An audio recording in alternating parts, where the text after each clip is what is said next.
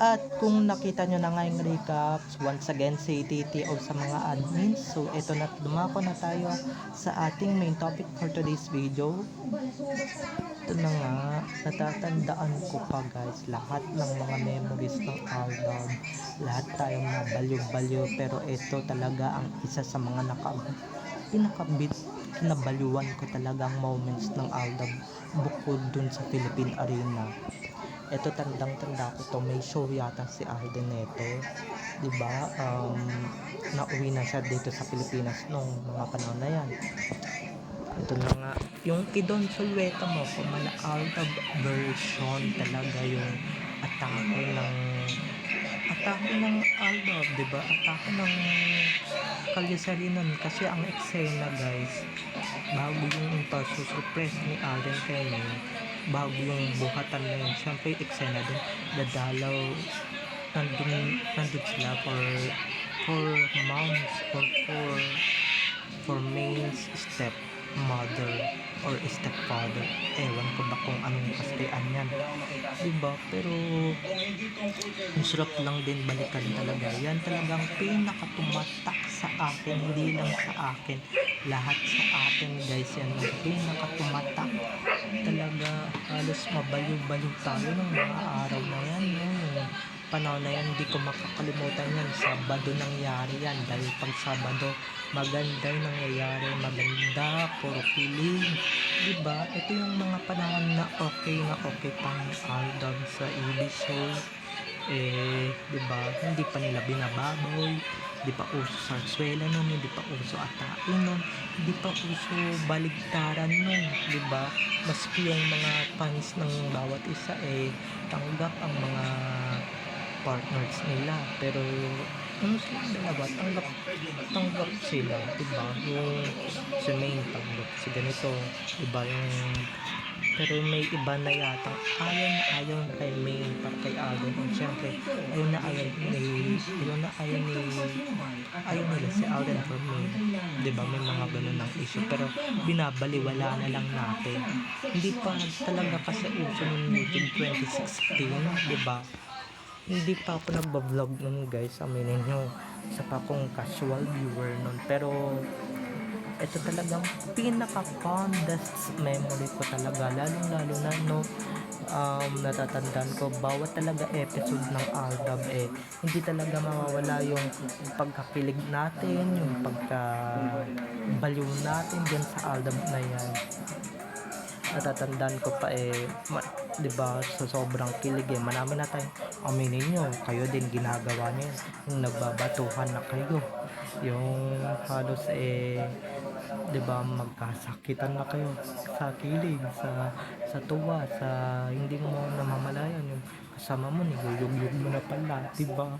Ganun yung mga moments na gusto kong balikan, yung masaya lang, yung hindi pa pumuputok ang sarsuela ng mga panahon na yun, kasi diba, hindi pa naman sila nag-uumpisa that time, 2017, 2015, 2016 until 2018, hindi pa naman gaano pumuputok, pero nung pagkatapos ng birthday ni Main pumutok na, diba?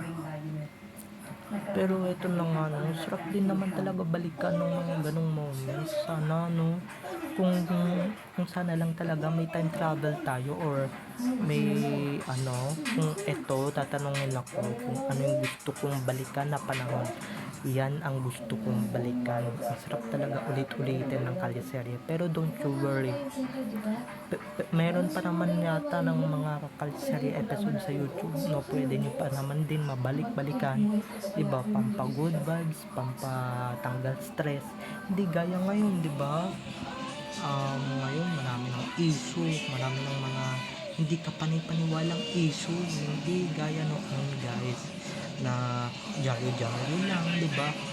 Na jolly lang talaga yung nababalita, or binabalita lang naman sa jolly, tapos TV ba yan kung totoo ba yun o hindi, diba?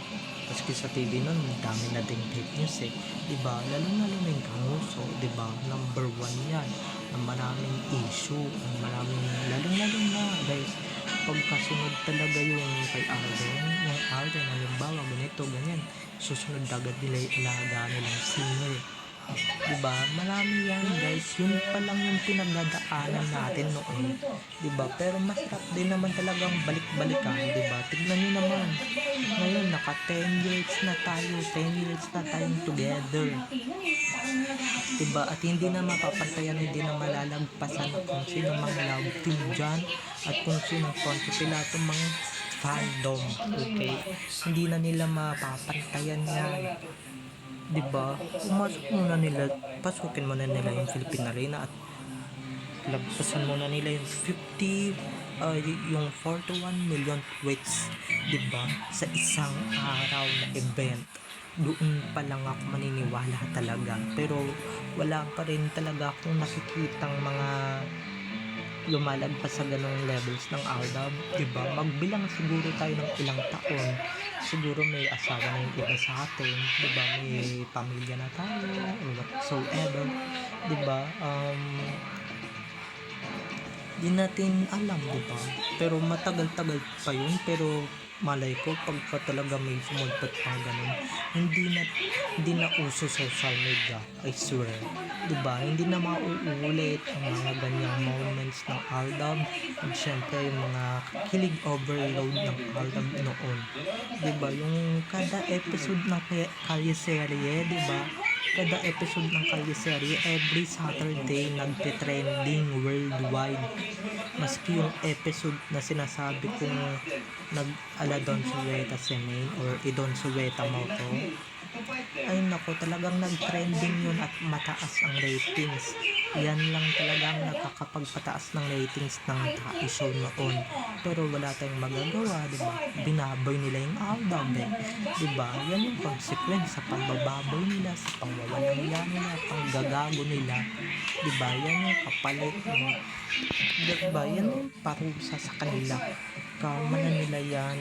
Kasi nga, ginaganyan nila yung Aldab, kung hindi nila ginanyan, kung hindi nila binaboy, at kung hindi nila binalasubas, diba? Hindi nila hinaloan ng Sarsuela nung year 2018. Di sana lahat tayo happy pa rin hanggang ngayon. Pero diba, happy pa rin tayo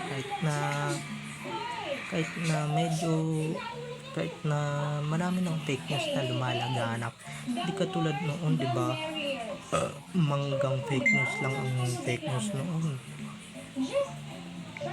Alden and Manga fake news lang naman yung pinagdadaanan natin noon. Pero ngayon, ay naku, may tae, may sakang, diba? May kung sino-sino pang dinadawit, diba? Ganyan-ganyan. Lahat ng mga bago ngayon, walang-wala yan sa 2017-2016 era kung saan masaya pa. At lalong-lalo na guys, yung on-screen first time kiss ng Aldab. Talagang nag-lips to lips sila. Yun talaga ang pinaka-isa pa sa mga tumatak sa aking memory noon ng Aldab na gustong gusto kong balikan, diba? Hindi lang nung birthday ni May, maski nung premiere ng Love Is nilang telemovie, kung may nakakaalala pa ng Love Is, diba?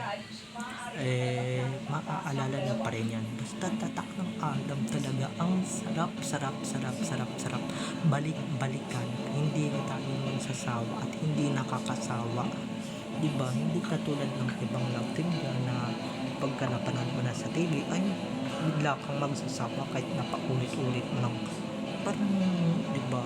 Iba yung difference ng ibang love team sa Aldab. Yung Aldab kahit may ilang taon mo nang panoorin, hindi ka magsasawa. Hindi gaya ng iba dyan, diba? Na nakakasawa, na nakakaumay panoorin, nakaka-high blood panoorin. Hindi gaya ng Aldab talaga, diba? Maski in Destined to Be Yours, guys, inuulit-ulit natin yan, aminin natin, diba? Lahat tayo inuulit yan mula episode 1 hanggang episode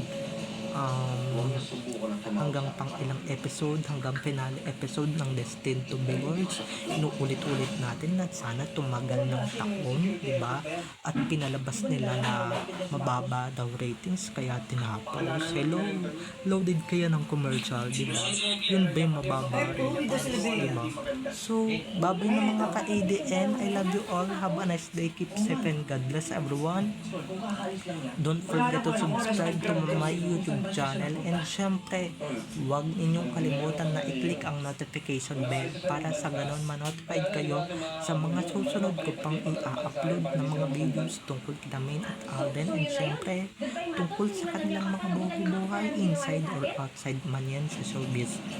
Babay na mga ka-ADN. I love you all. Have a nice day. Keep safe and God bless. At sana mag 4,000 subscribers na tayo dito. Babay na mga ka-ADN. I love you all. Bye-bye. And good night everyone.